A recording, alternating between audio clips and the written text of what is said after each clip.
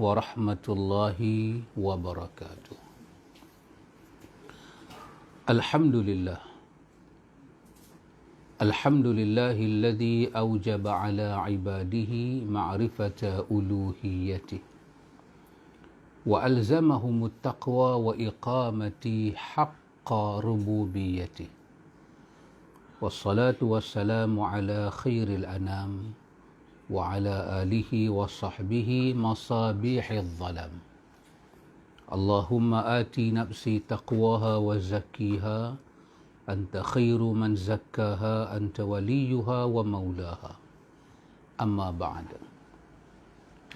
Alhamdulillah, summa alhamdulillah, para penonton, para mustami'in, para hadirin yang dirahmati Allah Jalla wa'ala.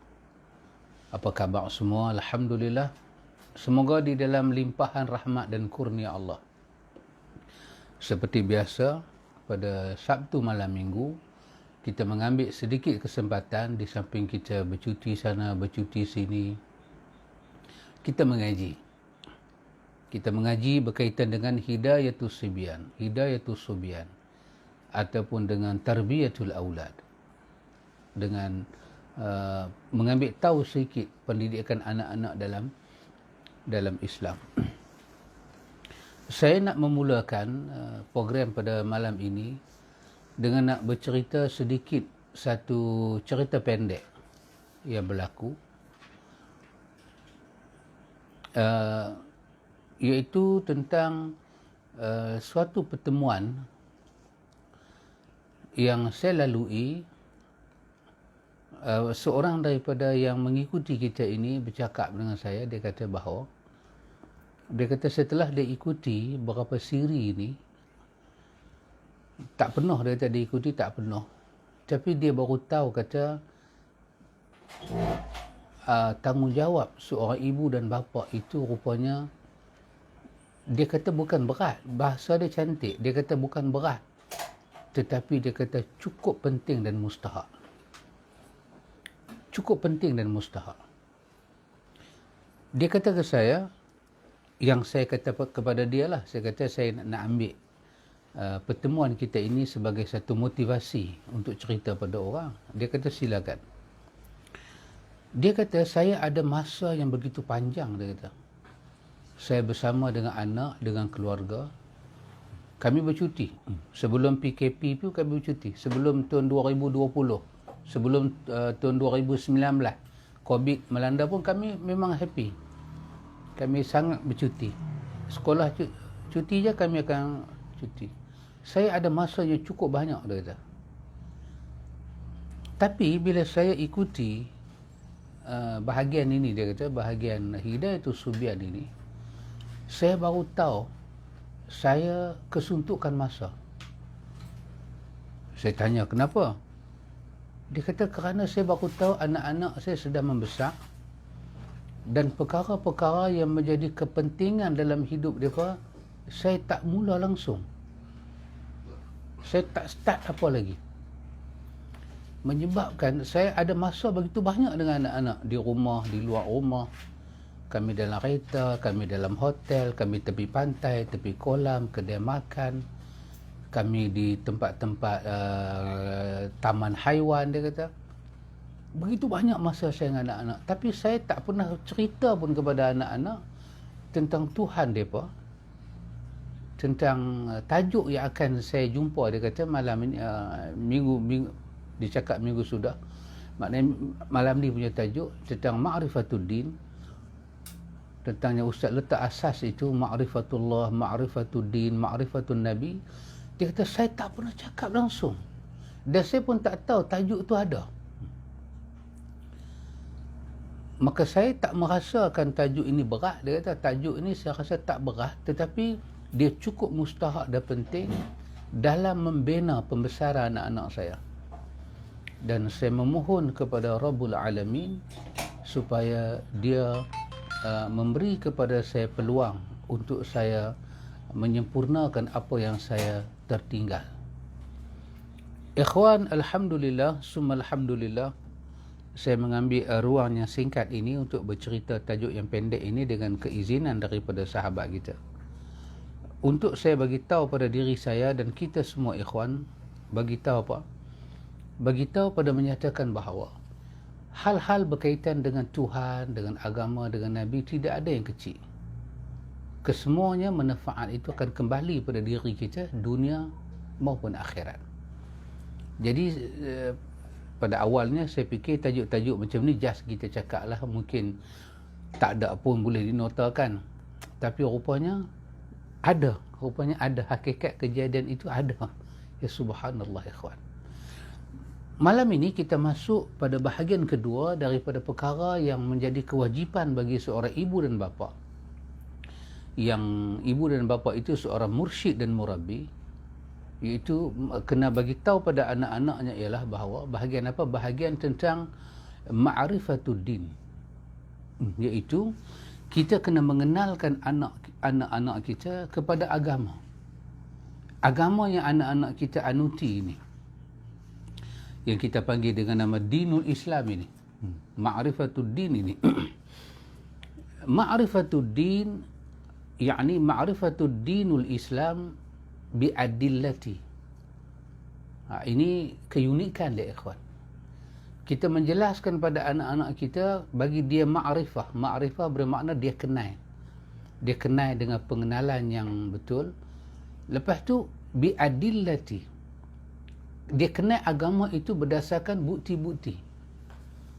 Bukan sombrono. Bukan kenal kosong. Apa agama kamu? Islam. Selesai.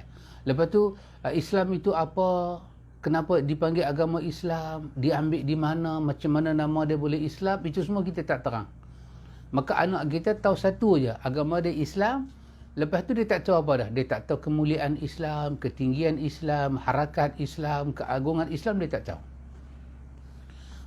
Maka itu dikatakan cara kita pamerkan pengetahuan pada anak kita dengan cara yang tidak tepat.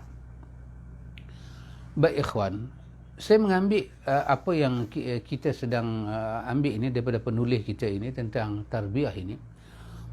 Dalam kitab kita Hidayatus Subyan ini yang kita jadikan sebagai teks dia.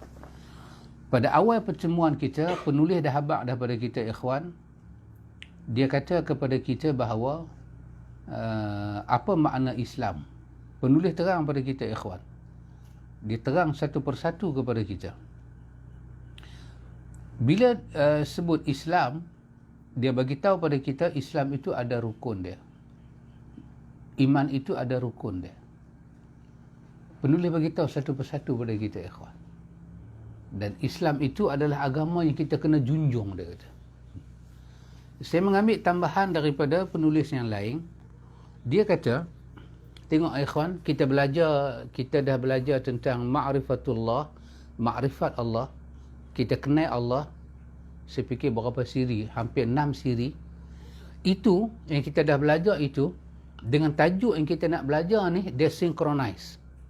Dia duduk satu garisan. Sikit pun dia tak lebih, sikit pun dia tak kurang. Kita beribadat pada Allah.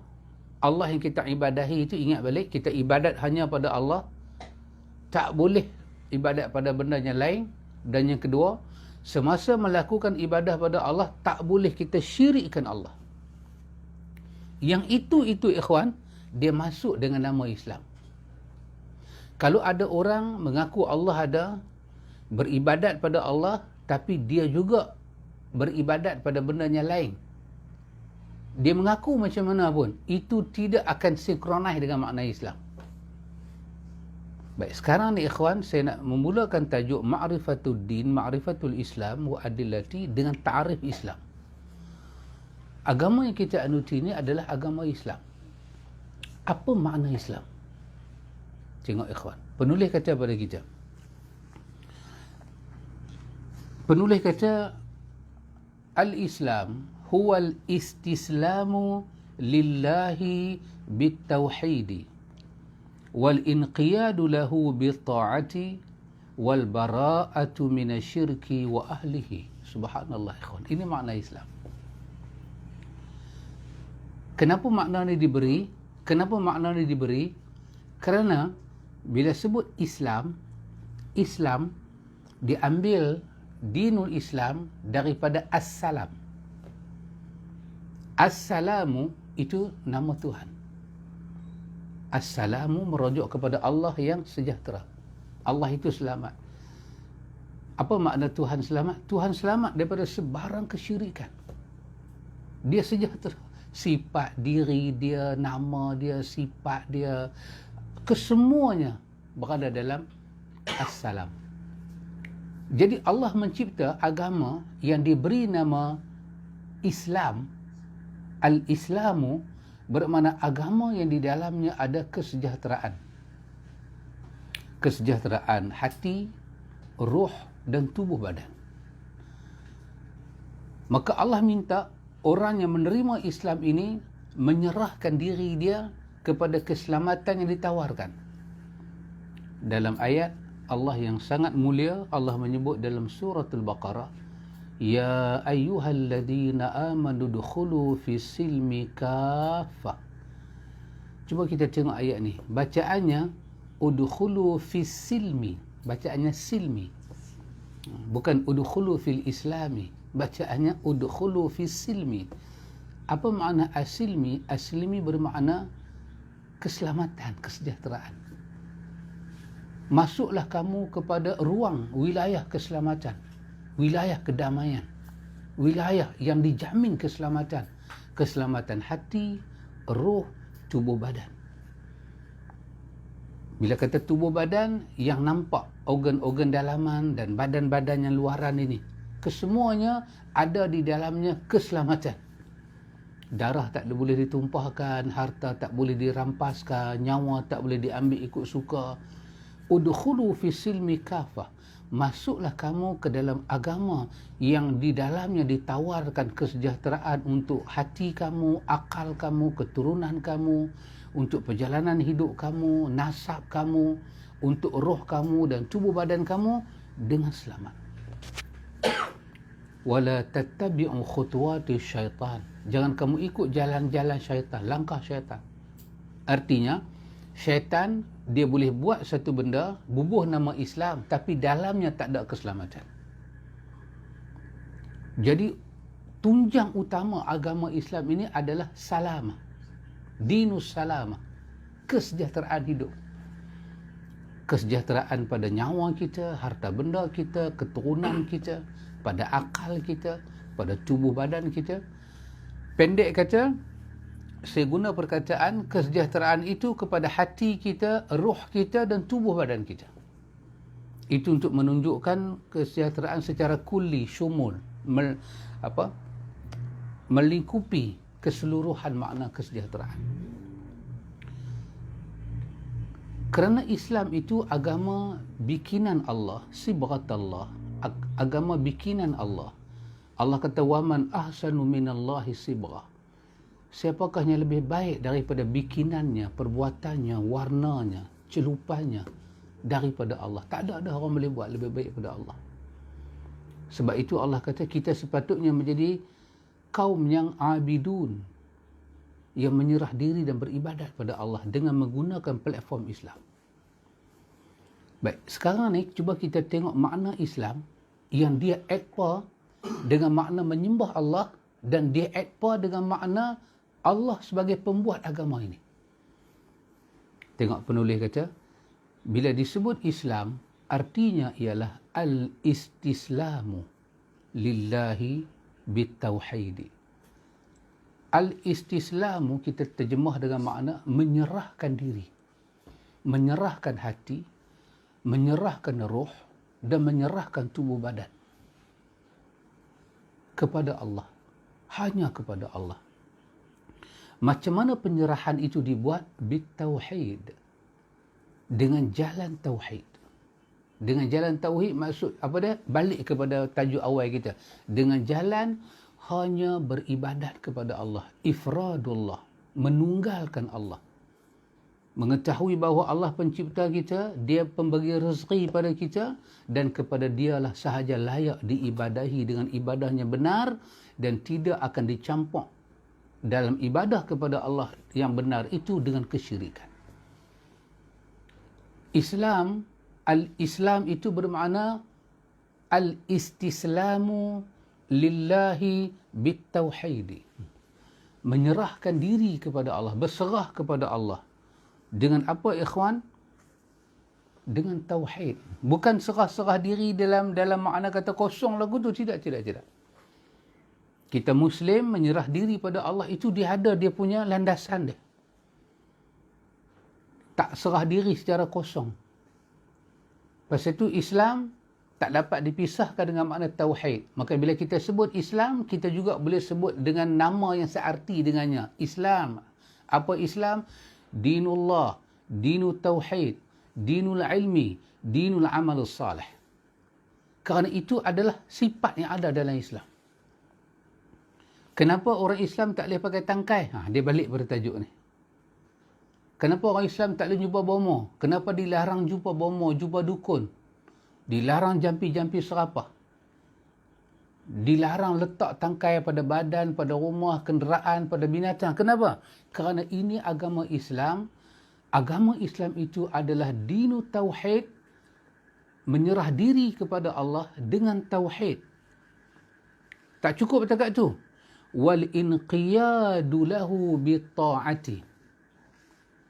Wal inqiyadu lahu bitta'ati, iaitu merujuk kepada makna dengan tunduk dan mentaati perintahnya. Tunduk, mentaati perintahnya. Tunduk kepada Allah dan taat kepada segala perintahnya dan tunduk kepada segala larangannya. Ketauhidan itu dicampur dengan al-inqiyad wa ta'ah. Ketundukan dan ketaatan. Bukan tauhid saja. Islam ini adalah, apa makna Islam? Al-istislamu, perkataan tu tak habis. Al-istislamu maksud dia menyerahkan diri. Menyerah diri ke siapa? Lillah. Hanya kepada Allah. Serah begitu saja? Tak. Penyerahan itu ada tanda dia. Bila tanda orang tu serah diri pada Allah dapat dilihat. Apa tanda dia? Bitauhid. Dengan tauhid. Dan tauhid itu dapat dilihat. Dengan apa? Dengan al-inqiyadu dan dengan at-ta'atu. Dengan ketundukan dan kepatuhan hanya kepada Tuhan yang kita tunggalkan peribadahan pada dia. Dan tak habis dekat tu. Dalam masa yang sama, Islam itu adalah wal bara'atu minasyirki wa ahlihi. Wal bara'ah merujuk pada makna membebaskan diri. Bara'ah. Kita menanggalkan diri kita daripada semua benda yang bertentangan dengan tauhid, yang kita panggil syirik dan ahlinya. Orang-orang yang terlibat dengan syirik dan benda syirik itu sendiri. Apabila ini kita faham, ini kita hayati, ini kita terima, ini kita buat, kepadanya kita beramal, itulah dikatakan kita sedang berjalan di atas agama Islam. Artinya, ikhwan, di sini, bila kita belajar di sini, Islam ini adalah satu agama yang tak dikatakan Islam kalau dalamnya tidak ada tauhid.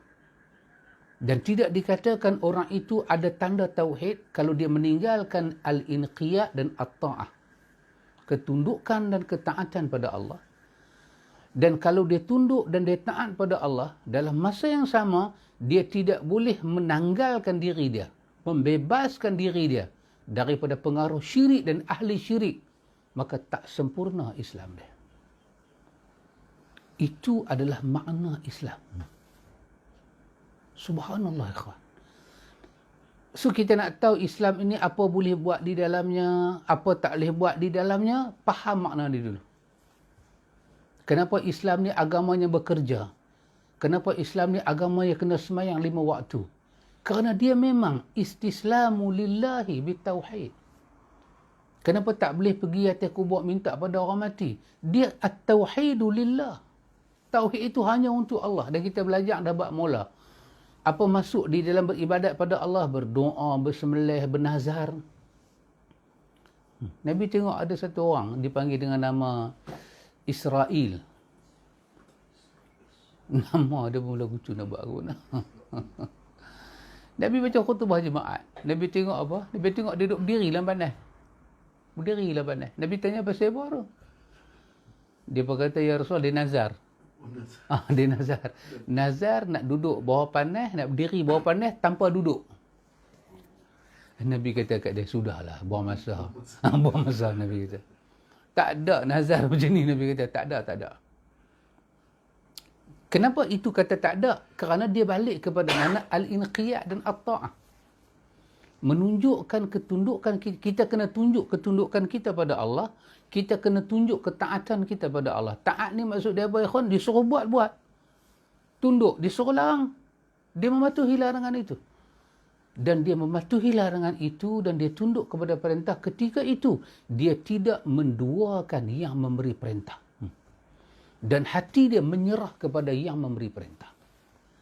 Dan dalam masa yang sama, kesemua anasir-anasir boleh merosakkan tauhid, hubungan dia dengan yang memerintah dia, menyerah diri pada Allah, dan boleh merosakkan al-inqiyad dan at-ta'ah. Dalam masa yang sama, al-bara'ah.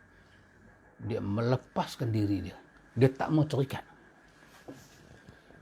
Dia tak mau terikat. Aku tak mau terikat. Minta maaf, aku tak mau terikat. Bukan kata dengan syirik wa ahli. Orang yang terlibat dengan syirik. Syirik itu benda. Bomoh dipanggil ahli syirik. Orang Arab tak sebut kuhan, dia tak sebut arah, melainkan orang tu berhubung dengan jin. Pasal itu bomoh dengan doktor berbeza. Tak ada doktor yang panggil jin.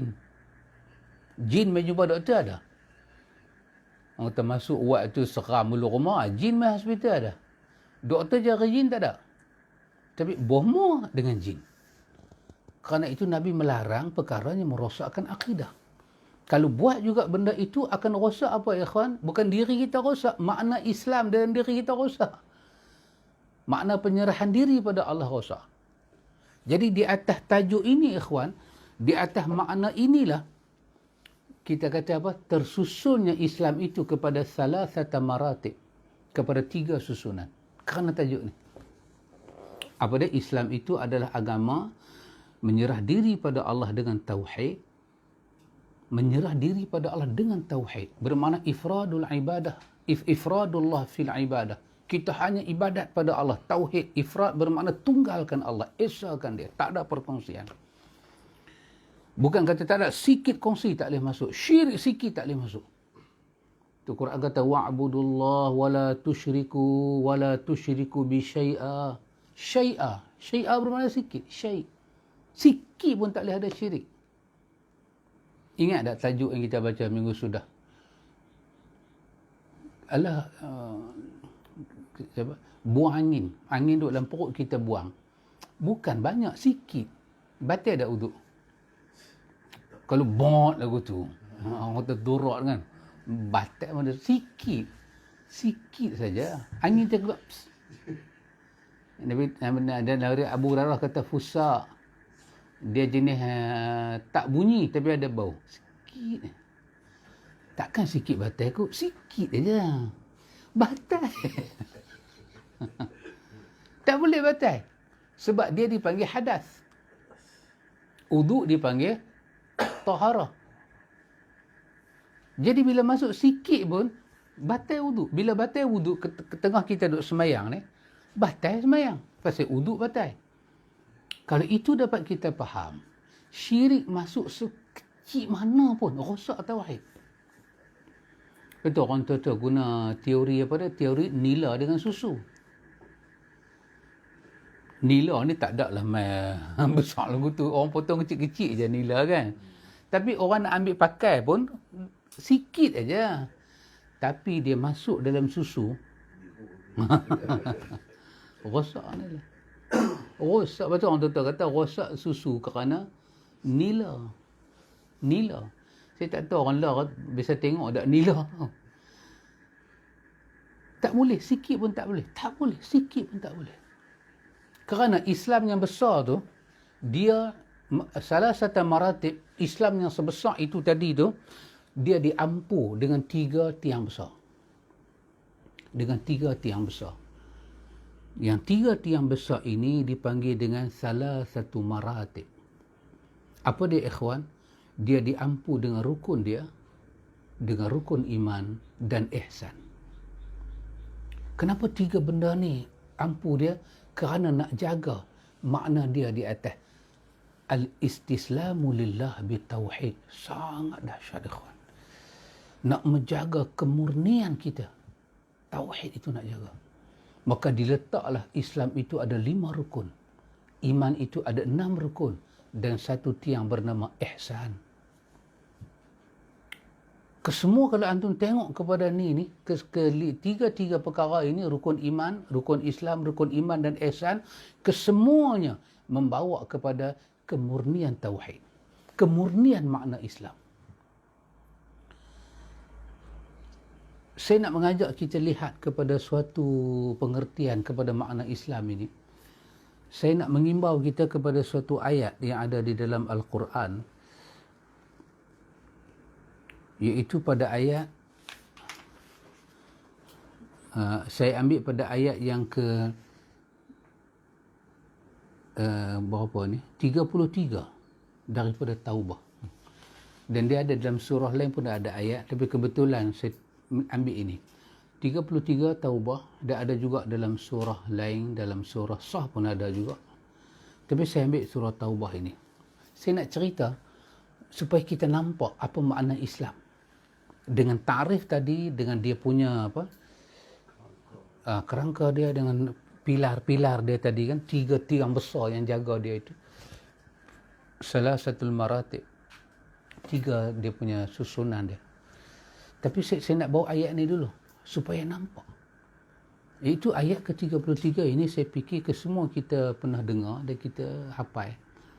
Allah sebut dalam ayat ni, Allah kata, huwallazi arsala rasulahu bil huda wa dinil haqq liyuzhirahu 'ala ad-din kullihi walau karihal musyrikun.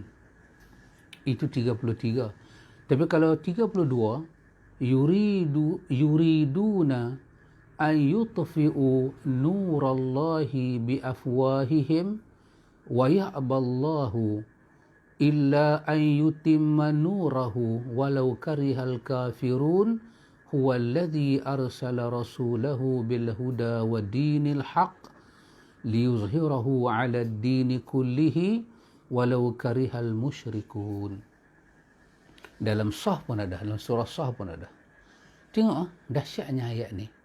Ayat ni menjelaskan kepada kita makna Islam, isi Islam.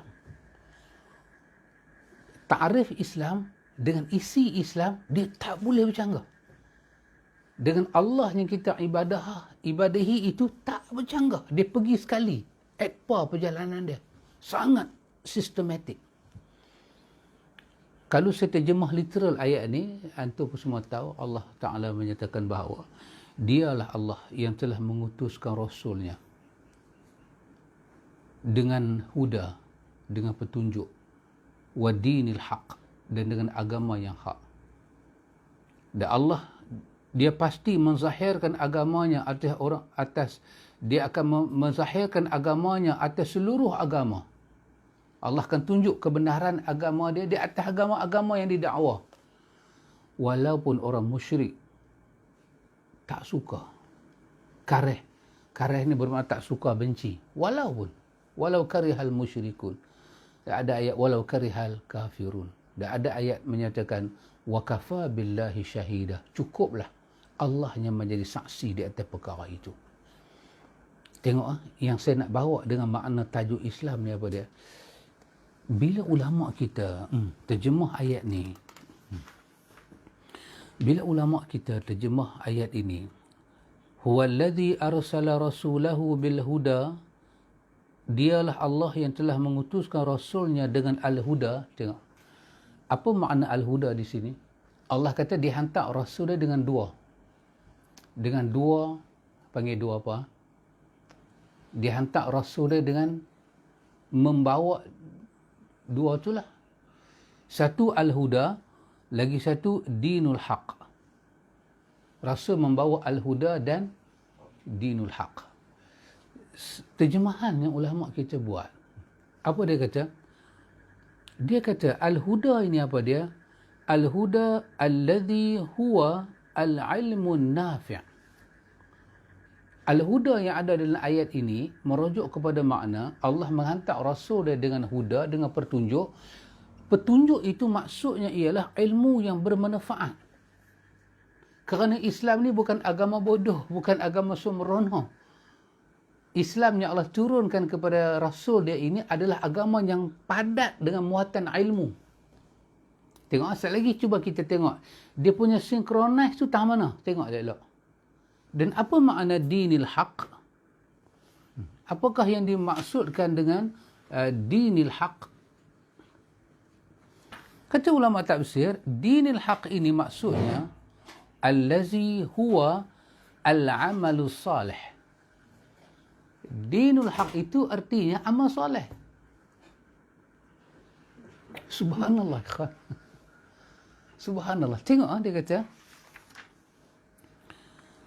Ulama kita kata, fakana ma ba'athallahu bihi Muhammadan sallallahu alaihi wasallam mushtamilan ala bayani al-haq min al-batil fi asma'illah wa awsafihi wa af'alihi wa fi ahkamihi wa akhbarihi wal amru bi kulli maslahatin nafi'atan lil qulubi wal arwahi wal abdani min ikhlasid din lillahi wahdah wa mahabbatullah wa ibadati. Apa dia kata? Dia kata Allah membangkitkan dengan agama yang membawa dua ni, al-huda dan dinil haq.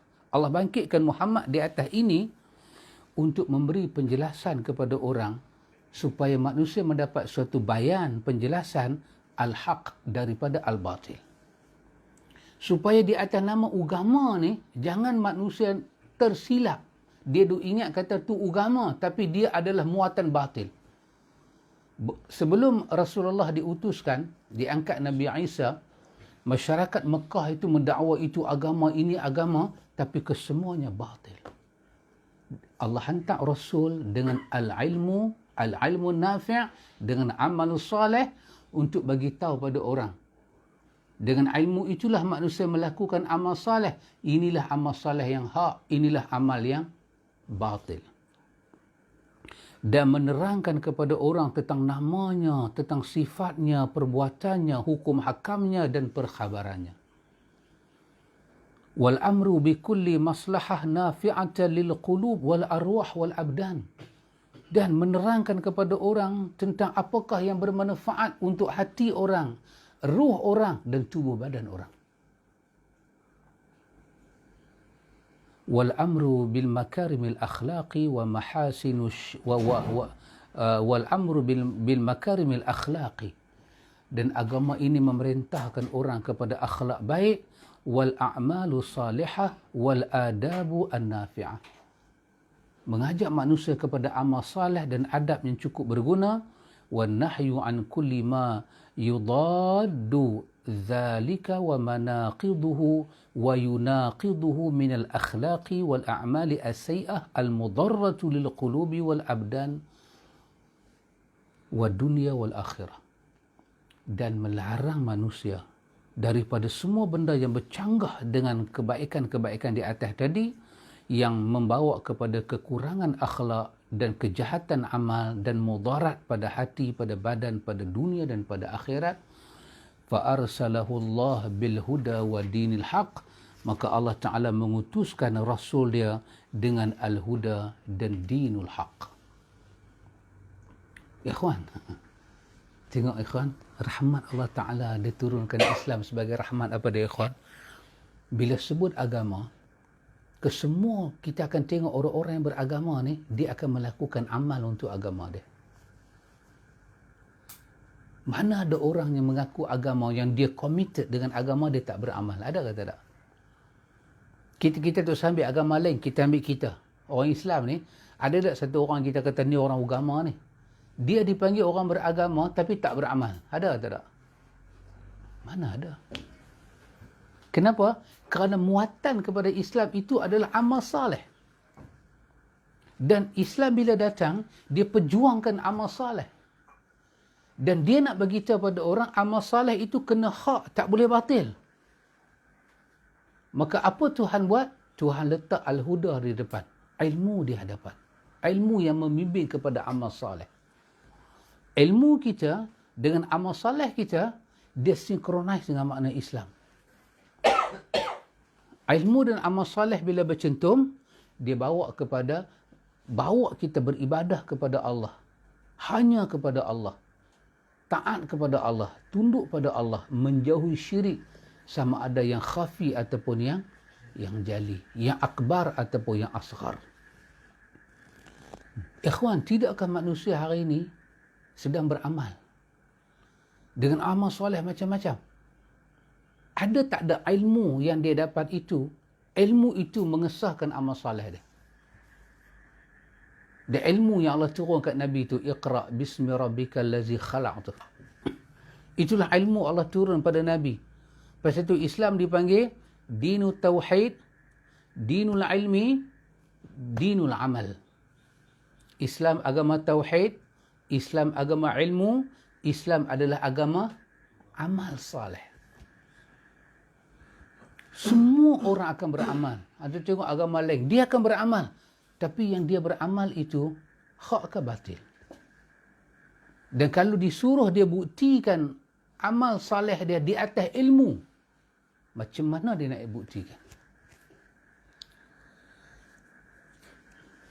Saya dulu saya dapat ijazah masa saya mengaji, masa nak tidur baca bismillah 21 kali. Masa tu kami mengaji kitab Jawahirul Mauhub. Habis dia ada satu bab kelebihan bismillah. Bila baca bismillah 21 kali, insya-Allah apa akan jadi? Rumah kita tak terbakar, pencuri tak masuk, harta benda kita selamat, dan setan-setan kita taklah tidur kena tindih apa, sejahtera. 21 kali. Dan nak kira bukan susah pun, kan? Saya ingat lagi pengalaman saya beramal tahun 60, tahun 96 rumah saya terbakar. Wah, saya punya amal 21 kali tu. Dan saya juga baca doa Abu Darda. Ada doa Abu Darda yang kalau kita baca doa tu rumah tak terbakar. Betul. Kawan-kawan ijazah dengan saya, kami dapat 98 terbakar. Salah rumah kah, salah doa kah, salah saya tak tahu. Kau salah kawan yang bakar. Saya ada amalan. Tapi kalau nak suruh saya tunjuk dengan ilmu, amalan itu saya gagal. Kerana saya kena baca 21 kali baru saya dapat manfaat. Tapi Quran beritahu, Nabi Sulaiman baca sekali saja dapat sabak. Saya baca 21 kali. Sulaiman bin Daud baca sekali. Macam mana bacaan sekali itu dapat kerajaan sabak? Saya baca 21 kali tak dapat apa. Something wrong. Kan surat Nabi Sulaiman kan, innahu min Sulaiman wa innahu bismillahirrahmanirrahim. Terus kerajaan sabak jadi milik dia. Sekali dia baca. Maknanya ikhwan, apakah syarat amal tu jadi soleh dalam Islam? Syarat dia ilmu.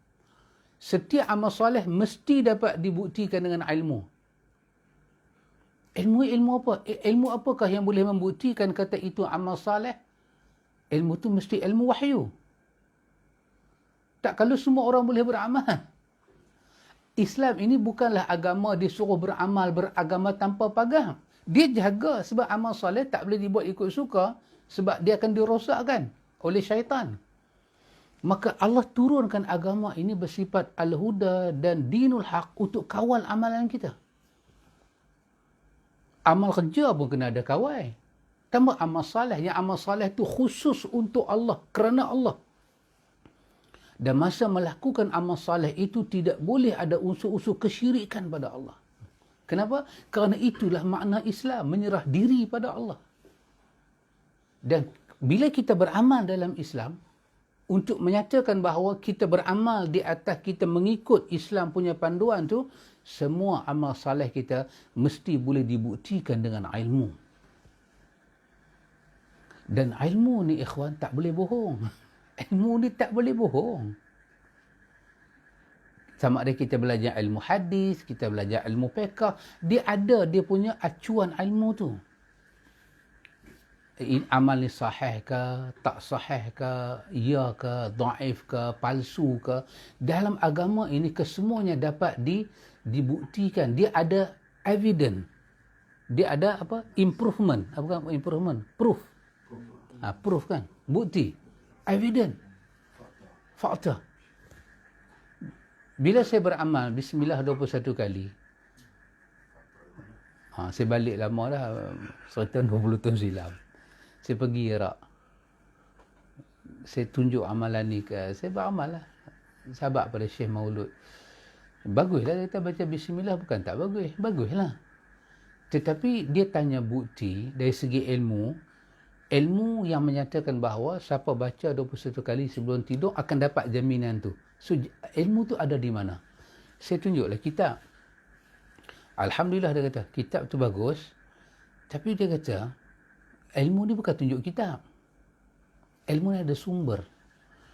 Kalau semua benda boleh tunjuk kitab, semua dalam kitab ada. Semua dalam kitab ada. Dia kata, aku boleh tunjuk ke hang, ada kitab menyatakan Tuhan ada dua. Ada, dia tulis dalam kitab. Sekarang nak tanya, kalau orang kata Tuhan ada dua, kita kata salah. Kenapa salah?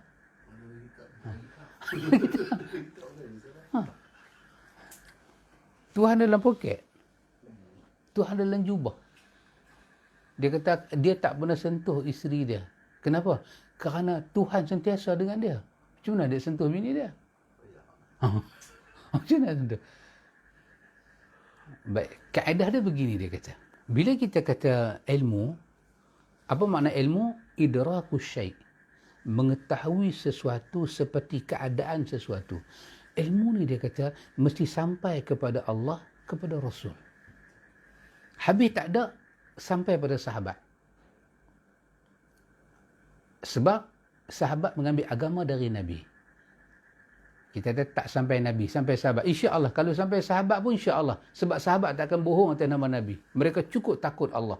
Sebab paling lekeh di situ kena berhenti. Sebab Allah bagi jaminan radhiyallahu anhum.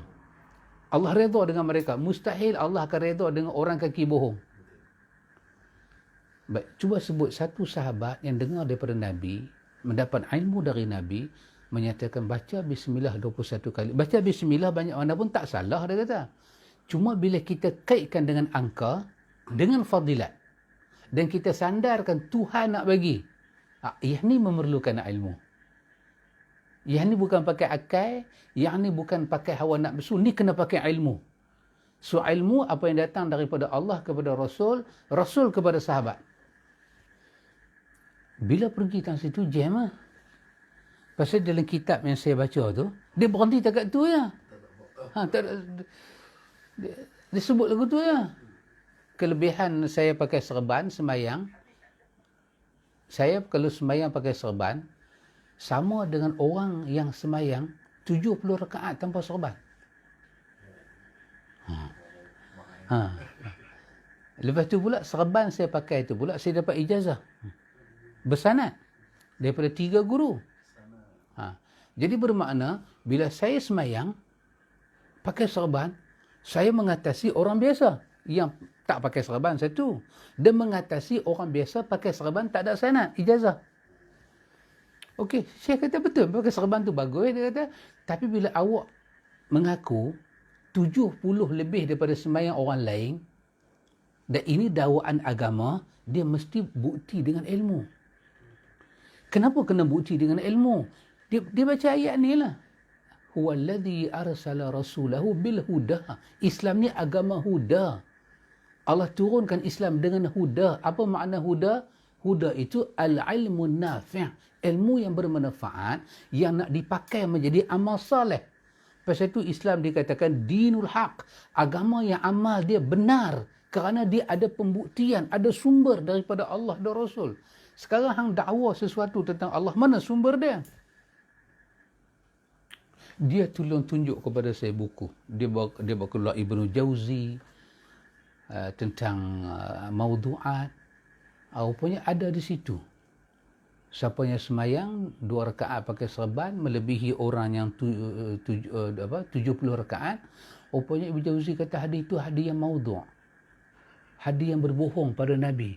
Dia kata kerana inilah ilmu diperlukan. Amal tak jadi saleh kalau tak boleh dibuktikan dengan ilmu.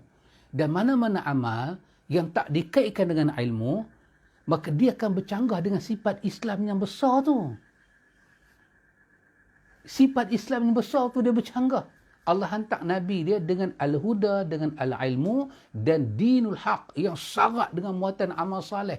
Insya-Allah dia kata, orang yang menerima Islam dengan jalan yang benar, inilah orang yang paling beramal.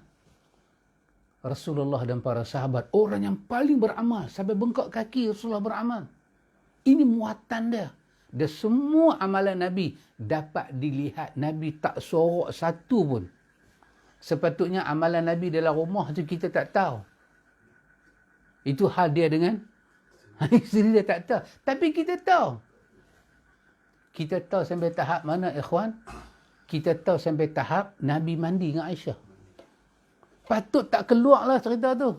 Tak keluar. Cerita rumah tangga. Mandi pula. Dan orang boleh tanya pada Aisyah, Nabi mandi macam mana? Aisyah boleh bagi tahu. Subhanallah, ikhwan. Semua tu ada ilmu membuktikan. Dan semua tu jadi amal saleh. Ya subhanallah. Ini agak, pasal itu ikhwan, bila kita kata kita Muslim, kita beramal dengan satu amal saleh, tapi tak ada dalam pembenaran endorsement ilmu. Maka amal tu tak jadi saleh. Satu. Yang kedua apa dia? Cara kita beramal tidak mengikut sifat agama, ikhwan. Saya fikir, ikhwan, lepas Nabi turun daripada Isra' Mi'raj, saya fikirlah, maybe right, maybe wrong. Boleh tak Nabi panggil Abu Bakar? Abu Bakar dia sayang. Mau tak aku nak ajak ke satu amalan? Kira-kira kalau hang buat amalan ni, taklah hang sampai Isra' Mi'raj, tapi boleh Isra'. Boleh dahsyat. Pasal Nabi dah naik ke langit. Mau tak aku nak ajak satu amalan ke hang Abu Bakar? Kalau hang baca amalan ni, hang boleh berjalan dengan pantasnya sampai ke Madinah. Sampai ke Al-Aqsa. Mau tak? Kita pintas time. Boleh tak, ikhwan? Pasal apa tak boleh? Tapi dia ajak tak? Dia tak ajak. Mana kita tahu dia tak ajak? Kerana ilmu tidak bagi endorsement. Kita kata mungkin Nabi ajak sahabat. Sahabat tahu. Tapi kita tak tahu. Tak mungkin. Kerana Islam ni agama ilmu. Semua Nabi ajak pada sahabat. Seperti mana Nabi mandi dengan Aisyah, kita boleh tahu. Kalau Nabi mandi dengan Aisyah, kita boleh tahu. Takkanlah Nabi ajak sahabat, kita tak tahu. Jangan, come on baby. Don't do that.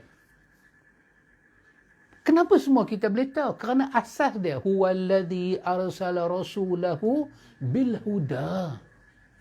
Apa makna al-huda? Al-huda bermakna al-ilmu nafi'. Ilmu yang bermanfaat. Pasal tu sihir bukan ilmu. Dia tak berguna. Dia mudarat. Tak diiktiraf ilmu sihir ni. Ilmu yang bermanfaat.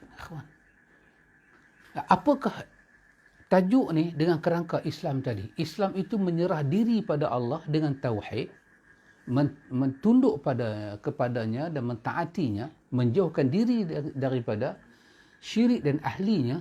Ikhwan, dalam mentaati Allah, mentauhidkan Allah, diperlukan ilmu. Endorsement ilmu. Dan semua amal saleh itu hanya diberi kepada Allah. Dari Allah, untuk Allah, kerana Allah. Dan kesemua ini adalah muatan kepada Islam, ikhwan. Inilah agama yang Allah pilih untuk kita. Dan antum boleh tengok, ikhwan, selain daripada Islam, dia tak ada muatan ni. Dia boleh amal ikut suka dia. Tak ada endorsement pun tak apa. Apa beza Islam dengan bukan Islam? Satu, kerana dia dinu tauhid dan dia menolak syirik. Yang kedua, kerana dia dinul ilm wa dinul amal. Kerana sifat agama inilah, ikhwan, kita boleh kenal yang mana batil, yang mana hak. Kalau orang boleh ajak satu amalan, sedangkan amalan tu Nabi tak ajak, Ilmu bagi tahu apa pada kita? Ilmu bagi tahu al-yauma akmaltu lakum dinakum. Agama ni sempurna atas Muhammad. Macam mana Muhammad tak ajak dia ni boleh ajak pula. Ilmu tu lah ikhwan. Pasal tu kita kena kenal agama kita, nama apa agama kita, sifat apa. Dari situ kita kenal, kita boleh keluar apa dia? Benteng diri. Agama ni lah satu-satu agama mengajak kita tawakal pada Allah. Tak tahu main satu kawan. Dia ajak kita cari batang asam, pokok asam, batang asam. Tanam 4 penjuru rumah. Tanam penjuru ni satu, daripada penjuru ni nak main penjuru ni, sambil jalan tu tabur garam, baca ayatul kursi sampai penjuru ni. Tabur pula garam, jadi 4 penjuru lah, baca ayatul kursi. Kita tahu tu apa, insya-Allah jadi pagar rumah. Agak-agak kita ambil dah ikhwan. Sebab agama ni mengajak kita tawakal pada Allah. Kenapa ikhwan? Dinu tauhid. Dinu tauhid. Kalau agama ni dapat settle dengan itu, dapat settle dengan masalah pencuri ikhwan, hudud buat apa? Berjuang hudud ni buat apa ikhwan? Dululah tak berjuang dah, dululah. Kata juga sikit. Dululah. Hudud ni buat apa? As-sariqu was-sariqatu tu buat apa? Ya ikhwan. Cerita paling dahsyat pengajian Islam ni kita belajar, cerita paling dahsyat kejadian yang berlaku zaman Sayyidina Ali. Sayyidina Ali tu masa tu khalifah. Apa dia? Baju besi dia hilang. Saya ingat Sayyidina Ali tak pegang dengan pokok asam ke baju besi dia. Baju besi Amirul Mukminin yang kita panggil dengan nama karramallahu wajhah lagi, boleh hilang kawan. Boleh hilang. Kena pergi mahkamah jumpa Qadhi Shuraih. Tak semudah tu khalifah boleh kata pulangkan balik baju aku. Dah, Qadhi Shuraih tanya bukti. Dalam bukti tu pula Qadhi Shuraih terkata pada Sayyidina Ali, ya Amirul Mukminin. Ali kata aku tak mau bicara hari ni. Pasal hang panggil aku Amirul Mukminin. Panggil aku Abu Hasan. Kelara Amirul Mukminin jangan bawa dalam mahkamah. Nanti hang berat sebelah. Ikhwan, kalau pokok asam tu boleh pegang. Kenapa ikhwan? Kenapa bila datang satu amalan kita akan tolak? Kenapa? Kerana agama kita ada dia punya apa nak panggil? Kerangka. Nak tahu semua amalan ni bercucuk tak cucuk, tengok Islam. Tengok Islam. Tengok nama dia Islam. Apakah tiang yang duk ampu dia dan apakah dia punya jalur dia tu. Islam ini agama syarat dengan al-huda dan dinil haq. Agama ini agama menyerah diri pada Allah dengan tauhid, dengan tunduk dan taat Allah, menjauhi syirik dan ahlinya. Siapa jumpa bomo, tanya kepada bomo, membenarkan dia 40 hari Allah tak terima, 40 malam tak terima solat dia. Ini pattern agama. Apa nak buat ikhwan? Pasal itu tak, kenapa? Kerana jumpa bomo merosakkan kemurnian tauhid pada Allah. Jadi kalau tauhid dah rosak, di mana agama ada pada diri kita?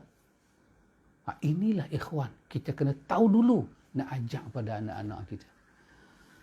InsyaAllah ikhwan, dalam bab ini masih ada sedikit lagi sambungan kita, iaitu saya nak membawa kita melihat satu dua riwayat Nabi menyebut daripada Al-Quran dan daripada hadis. Bagaimana kita nak faham sifat agama kita ini ikhwan. Dekat ni kita faham ni dulu, semoga kita boleh hadam. Tujuannya nak cerita pada anak-anak. Kalau orang bagi tahu pada antum ada amalan tertentu, jumlah dia banyak ni, buat pada masa ini, dengan cara ini, dengan kelebihan macam ni, balik kepada ilmu. Balik pada ilmu. Balik pada ilmu tu bermakna balik pada sifat agama kita. Maka yang duk bagi amalan tak tentu hala ni, sampai ilmu pun tak boleh bukti, bermakna itu bukan daripada ilmu Islam. Dahsyat ikhwan. Kalau kita duk belajar cakap ni ikhwan, otak kita ni ada filter tu tak? Bila kita tak tahu agama ni punya sifat, otak kita ni hilang dia punya apa? Filter Melayu panggil apa? Penapih. Semua jadi tangkap muat. Nama aja Islam tangkap muat. Nama aja Islam tangkap muat. Nama aja Islam tangkap muat. Akan rosak agama ni, ikhwan. Lama-kelamaan akan rosak. Bukan agama tu rosak. Agama tu dalam diri kita akan rosak. Sebab muatan kita dah bukan agamanya asal dah. Cuba teringat satu kisah pendek saya tutup. Abdullah bin Umar. Kawan tu bersin sebelah dia. Hakim. Kawan tu kata Alhamdulillah wassalatu wassalamu ala Rasulillah. Ibnu Umar tengok muka dia. Hang buat apa? Saya bersin. Ya, bersin. Hang kata apa? Saya kata Alhamdulillah wassalatu wassalamu ala Rasulillah. Selawat tak? Dia kata. Nabi hanya ajar Alhamdulillah. Bukan selawat. Kenapa sahabat boleh tolak amalan kawan tu? Pasal ilmu. Dia balik amal soleh tu pada ilmu. Tapi kalau tak balik pada ilmu, Hakim Alhamdulillah wassalatu wassalamu ala Rasulillah, asyhadu an la ilaha illallah wa asyhadu anna Muhammad Rasulullah, astaghfirullahalazim, astaghfirullah. Lagi bagus. Itu pandai kata. Boleh sambung sampai 3 hari. Apa salahnya? Memang tak salah. Dia amal lah. Tapi untuk menjadikan amal itu masuk dalam Islam, dia mesti dibuktikan dengan ilmu. Kerana Islam ini al-huda wa dinil haq. Semoga Allah bagi kebaikan pada kita ikhwan untuk memberi ilmu pada generasi dan keturunan kita. InsyaAllah wa ila liqa pada usbu' yang akan datang, minggu yang akan datang insyaAllah, Sabtu malam minggu kita jumpa dan kita mengaji. Subhanakallahumma wa bihamdika asyhadu an la ilaha illa anta astaghfiruka wa atubu ilaih. Wassallallahu ala nabi Muhammad walhamdulillahi rabbil alamin.